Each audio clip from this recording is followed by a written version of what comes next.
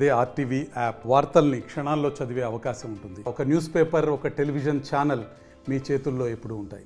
28 ఏళ్ళ వయసున్న ఒక యువకుడు పరిచయాల పెట్టుబడిగా నిరుద్యోగ యువకులు దేశ రక్షణ దళంలో చేరాలన్నటువంటి ఉత్సుకతను ఎన్కాష్ చేసుకునేందుకు శ్రీకాకుళం జిల్లాలో 6 ఏళ్ల క్రితం ఇండియన్ ఆర్మీ కాలింగ్ అన్నట్టు రేస్ సెంటర్ నిర్వహించి చాలామంది నిరుద్యోగుల్ని ఆకర్షితులై తనదైన శైలిలో ఆ శిక్షణ ఇస్తూ ఎటువంటి అనుమతులు లేకుండా ఆ సంస్థను నడిపిన క్రమంలో అక్కడ శిక్షణ పొందుతున్నటువంటి విద్యార్థుల పట్ల విచక్షణ రాహిత్యంగా వ్యవహరించిన ఒక వీడియో మాత్రం చిక్కోలు జిల్లాలో వైరల్ అయింది.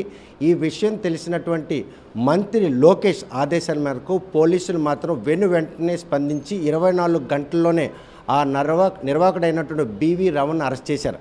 ఆ అరెస్ట్ చేసిన తర్వాత ఎటువంటి విస్మయం చెందే అంశాలు బయటకు వచ్చాయి. అసలు ఆ ఇన్స్టిట్యూట్ నిర్వహణకు వారికి అనుమతి ఉందా లేదా అనే విషయం ప్రస్తుతం ఆ కేసుని ఛేదించినటువంటి డిఎస్పీ వివేక్ మనతో ఉన్నారు. ఇండియన్ ఆర్మీ కాలింగ్ చూస్తే బివి రమణ చాలామంది పరిచయస్తులు వీళ్ళందరినీ కూడాను తన పెట్టుబడిగా పెట్టి ఈరోజు ఆయన చేసిన దాంట్లో ఆ ఇన్స్టిట్యూట్ వ్యవహార శైలిలో మీరు ఆయన విచారించినప్పుడు ఎటువంటి విషయాలు వెలుగుతాయి? బస్వా వెంకటరామన్ అన్న అతను ఇండియన్ ఆర్మీ కాలింగ్ అనే సెంటర్ని పెట్టి ఆయన ఒక విద్యార్థిని తీవ్రంగా కొట్టడం ఒక దీంతో కేబుల్ వైర్ తోటి మన సోషల్ మీడియాలో చాలా వైరల్ అయింది. అది రాగానే ఇమీడియట్గా మా SP Shri K V Mahesh Reddy IPS గారు మేము తదుపరి చర్య తీసుకోవడానికి ఉత్తర్వులు ఇవ్వడం జరిగింది. ఇమీడియట్గా మేము ఒక కేసు నమోదు చేసి అతని గురించి పైడిపనాయుడు సిఐ గారు అలాగే 1 టౌన్ ఎస్ఐ గారు ఇద్దరు కూడా ప్రత్యేక నిఘా ఏర్పాటు చేయడం జరిగింది. అప్పటికే ఎప్పుడైతే సోషల్ మీడియాలో యాక్టివ్ అయిందో ఇది ఆయన అబ్స్కాండ్ అయిపోయాడు. సో ఇది సుమోటోగా మీరు కేసు నమోదు చేశారు, ఎందుకంటే ఫిర్యాదుదారులు ఎవరూ లేరు కాబట్టి. సుమోటోగానే దర్యాప్తు చేయడానికి ప్రారంభించాము. బట్ ఈ లోపు ఎవరైతే బాధితుడు ఉన్నాడో అతని దగ్గర కూడా కంప్లైంట్ తీసుకోవడం జరిగింది. ఆ రెండింటిని బేస్ చేసుకుని బాధితుడి కంప్లైంట్ మీదే మేము కేసు నమోదు చేయడం జరిగిందండి. ఆయన్ని విచారించే క్రమంలో ఎటువంటి విషయాలు బయటకు వచ్చాయి, ఏ శాఖలు వాటికి సహకరించే లేకపోతే శాఖలు నిర్లక్ష్యం ఈ ఇన్స్టిట్యూట్కి అనుమతి లేకుండా నిర్వహిస్తున్నారన్నట్టు వాస్తవాలు బయటకు వచ్చాయి. ఇప్పుడు దాకా మాకున్న సమాచారం ప్రకారం దర్యాప్తులో తేలింది ప్రకారం దానికి ఎటువంటి పర్మిషన్స్ లేవు. ఆయన స్టూడెంట్స్ అందరినీ కూడా ఎన్ఆర్ఐ కాలేజీ ద్వారా ఎగ్జామ్స్ రాయిస్తున్నాడు. వాళ్ళకు ఒక ట్రస్ట్ అన్నది పెట్టుకున్నాడు. ఆ ట్రస్ట్ ద్వారానే ఈ యొక్క ఇన్స్టిట్యూట్ నడుపుతున్నాడు, విచ్ ఈజ్ ఇల్లీగల్. దాని మీద కన్సర్న్ డిపార్ట్మెంట్స్కి ఆల్రెడీ సిఐ గారు లెటర్స్ అడ్రస్ చేయడం జరిగింది. అలాగే ఆయన ఈ ఆర్మీ మన ఫోర్స్కి సంబంధించినటువంటి లోగోస్ కానీ జెండాలు కానీ వాడుతున్నట్టుగా మాకు కొంత ఎక్స్ సర్వీస్ మెన్లు ఇన్ఫర్మేషన్ ఇచ్చారు.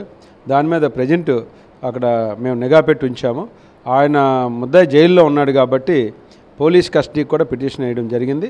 ఆయన్ని పోలీస్ కస్టడీకి తీసుకుని తదుపరి విచారణలో ఈ అంశాలన్నింటినీ కూడా మేము దర్యాప్తు చేసి తదుపరి చర్య తీసుకోవడం జరుగుతుంది. చూస్తే కనుక ప్రస్తుతం ఆయనపై ఇంకా కేసులు ఏవైనా ఉన్నట్టు మీకు సమాచారం. మరోవైపు ఆయన నిర్వహిస్తున్నటువంటి బాలికల వసతి గృహంలో సీసీ కెమెరాలు అమర్చి వారి పట్ల కూడా అసభ్యంగా ప్రవర్తించే ఫిర్యాదు.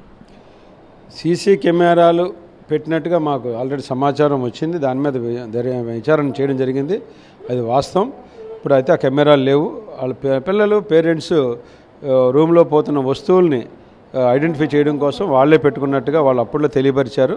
ఆ విషయం మీద కూడా మళ్ళీ రీఎంక్వైరీ చేస్తాము. మిగతా కేసులు అతని మీద 2 కేసులు కూడా ఉన్నాయి. అవి కూడా లోతుగా దర్యాప్తు చేయడం జరుగుతుంది. సిఐ గారు దాని మీద ప్రత్యేక శ్రద్ధ పెట్టారు.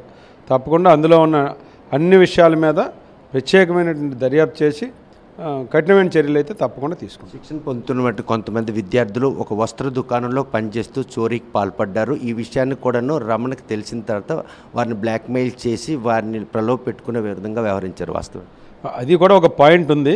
బట్ ఇంకా కేసు దర్యాప్తులో ఉంది కాబట్టి మేము అన్ని విషయాలు మీకు ఈ సందర్భంగా చెప్పలేం. కేసు దర్యాప్తు పూర్తయిన తర్వాత పూర్తి సమాచారం తప్పకుండా మీకు తెలియపరుస్తాం. చూస్తే కనుక ఆ వైరల్ అవుతున్న వీడియోను బేస్ చేసుకొని సుమోటోగా కేసు నమోదు చేశారు. ఎవరైతే బాధితుడు దెబ్బలు కాసిన తల్లిదండ్రులు ఆ విద్యార్థి ద్వారా కూడా ఫిర్యాదు తీసుకోవడం జరిగింది. రమణ విషయంలో మాత్రం ఆచితూచి ముందుకెళ్లే పరిణామాలు ఉన్నాయి. ఎందుకంటే కేసు దర్యాప్తు చేయడానికి అరెస్ట్ అయినటువంటి ఆ వ్యక్తి బెయిల్పై వస్తే విచారణకి ఇవ్వాలని చెప్పేసి కూడాను ఇప్పుడు వాళ్ళు ఆదేశించారు. మరోవైపు చూస్తే కనుక ఎవరైతే అనుమతి లేని ఇన్స్టిట్యూట్ నడుపుతారో సంబంధిత శాఖలు కూడా పోలీస్ పరంగా లేఖలు కూడా రాయడం జరిగింది. అవన్నీ కూడా పరిణామాలు తీసుకుని రవాణా విషయంలో మాత్రం ఎస్పీ గారి ఆదేశాల మేరకు మంత్రి లోకేష్ ఇచ్చినటువంటి ఏదైతే ఆదేశాలు ఉన్నాయి ఈ రెండింటిని పరిణామాలు తీసుకుని ఈ కేసులో లోతైన దర్యాప్తు చేసి వాస్తవాలను మాత్రం బాహ్య ప్రపంచాన్ని చెప్పడానికి అవసరమైన అన్ని చర్యలు కూడా పూర్తి చేస్తామని చెప్పి డీఎస్పీ స్పష్టం చేస్తున్నారు. వీడియో జర్నలిస్ట్ రామకృష్ణతో సత్యం, RTV శ్రీకాకుళం. మరిన్ని వీడియోస్ కోసం ఛానల్ ని సబ్స్క్రైబ్ చేయండి, లేటెస్ట్ అప్డేట్స్ కోసం వాట్సాప్ ఛానల్ ని ఫాలో చేయండి అండ్ లింక్ డిస్క్రిప్షన్ లో ఉంది.